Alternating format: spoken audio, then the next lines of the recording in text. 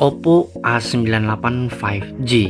Ya, HP mid-range dari Oppo atau HP kelas tengah dari Oppo yang menurutku akhir-akhir ini Oppo udah nggak terlalu overpriced seperti dulu ya. Biasanya di HP 4 jutaannya itu kadang masih pakai spek yang sangat tidak worth it, tapi untuk Oppo kali ini cukup worth it menurutku dari segala sektornya, mulai dari chipsetnya, kamera, kemudian kapasitas baterai, pengecasannya, kemudian fitur-fitur lainnya. Nah, sebelum kita bahas fitur-fitur yang lainnya, kita mulai dulu dari bagian layarnya nih. Oppo A98 5G ini mempunyai ukuran layar yang cukup besar ya, di 6,72 inci. Jadi ini asik banget untuk dipakai main game ataupun nonton film gitu ya, baik di Netflix atau di YouTube, karena bidang layar yang luas tuh makin asik aja buat kita ngelihat tampilan visual di layar gitu ya. Namun untuk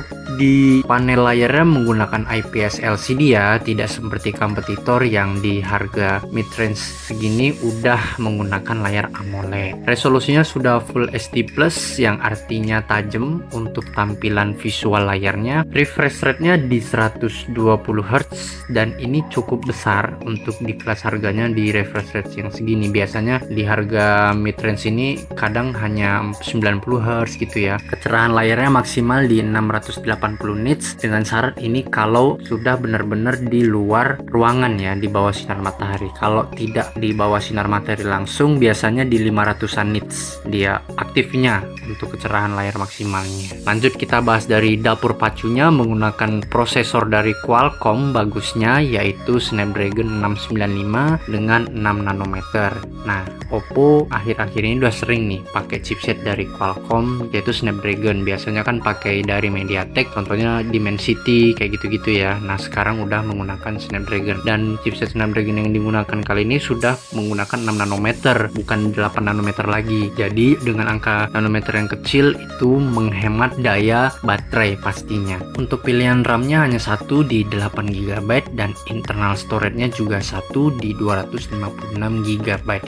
Cukup besar ya untuk di harga mid range ini dengan kapasitas RAM dan storage yang disematkan oleh Oppo di A98 5G-nya ini. UI-nya sudah menggunakan ColorOS 13.1, Android-nya sudah menggunakan Android terbaru yaitu Android 13. Sudah kekinian ya. Lanjut kita bahas dari segi kameranya. Resolusi kamera utama juga cukup gede nih. Biasa menggunakan 50 atau 48. Nah, kali ini Oppo di harga mid range-nya ini menggunakan 64 megapiksel dengan aperture f1.7. Kalau kita foto, untuk foto-foto yang misalnya untuk dicetak-cetak gitu ya, yang ini tampilannya cukup detail, cukup rapat pikselnya karena besar ya di 64 megapiksel. Lensa keduanya 2 megapiksel micro lens dengan zoomnya yang mampu sampai 40 kali. Kemudian lensa ketiganya 2 megapiksel untuk depth sensor. Resolusi videonya di Full HD 30 fps ya bray, ini udah maksimal. Lanjut di kamera selfie-nya juga mempunyai resolusi yang besar yaitu 32 megapiksel. Resolusi video kamera selfie-nya mentok di Full HD 30 fps.